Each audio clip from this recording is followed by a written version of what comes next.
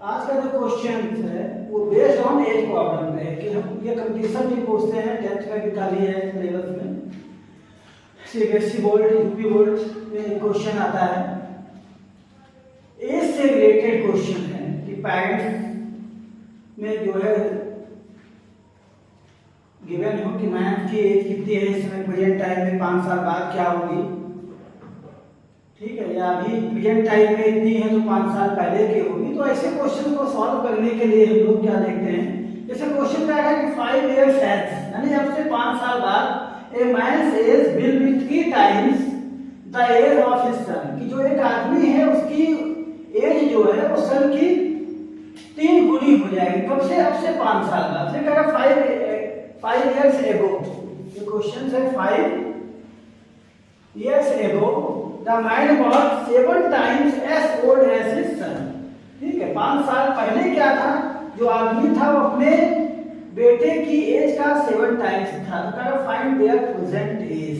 तो ऐसे क्वेश्चन को सॉल्व करने के लिए हम लोग क्या करते हैं, सपोज कर लेते हैं। क्या सपोज कर लेते हैं? Suppose present age of man की x मान लेते हैं और सन की जो है वो y मान लेते हैं।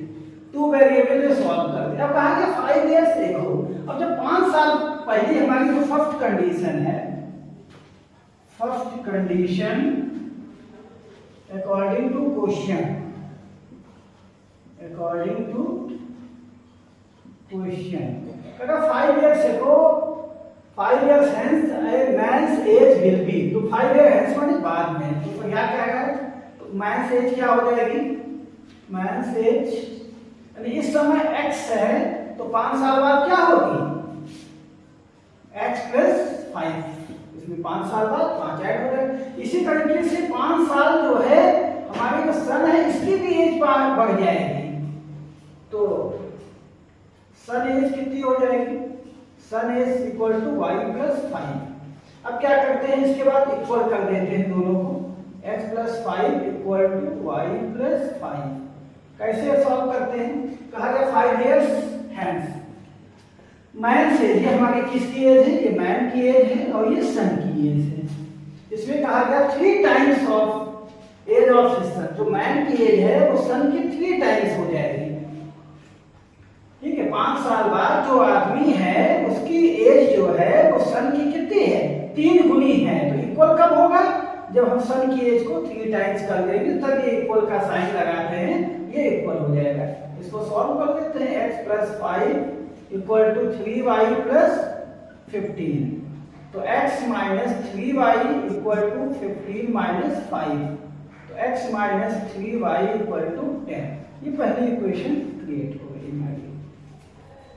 अब सेकंड कंडीशन क्या कहेगा इसमें, यहाँ हम लोग सेकंड केस को सॉल्व करते हैं। सेकंड केस क्या रहा है, 5 years ago यानी 5 साल पहले, तो 5 years ago मैन एज कितनी हो जाएगी, प्रेजेंट टाइम में x है तो 5 साल पहले x माइनस 5। सिमिलरली ऐसे सन एज कितनी हो जाएगी, y माइनस 5। फिर वही सेम चीज x minus 5 equal to y minus 5। क्या कह रहा है, 5 years ago the man age was 7 times as old his son, यानी कि 7 गुना है। इक्वल कब होगा, तो हम बेटे को 7 गुना कर दें, तो x minus 5 equal to 7y minus 35, then x minus 7y equal to minus 35 plus 5, तो x minus 7y equal to minus 30। ये इक्वेशन सेकंड बन गई। सॉल्व कर लेते हैं दोनों इक्वेशन को। यहाँ पर हम लोग x minus 7y equal to minus 30 and x minus 3y equal to 10। क्या करते हैं, x इक्वल है, सेम साइड है तो इसको माइनस कर देते हैं, ये कैंसिल हो गया, ये माइनस माइनस प्लस हो गया, तो 7 माइनस 3y कितना हो गया, माइनस 4y, ये माइनस माइनस प्लस माइनस 40 हो गया, माइनस माइनस कैंसिल, ये 10, y इक्वल टू 10 आ गया। तो 10y किसको सपोज किया था हमने, सन को, तो सन की प्रेजेंट एज क्या आ गई, 10 ईयर्स आ गया। किसी एक इक्वेशन में हम लोग y की वैल्यू पुट कर देते हैं, यानी x minus 3y equal to 10, then x minus 3 into 10 equal to 10, then x minus 30 equal to 10, x equal to 10 plus 30, x equal to 40। तो क्या सॉल्व हो गया कि जो बेटे की उम्र 10 साल और पिता की उम्र 40 साल है। इस तरीके से ये क्वेश्चन हमें सॉल्व करने हैं।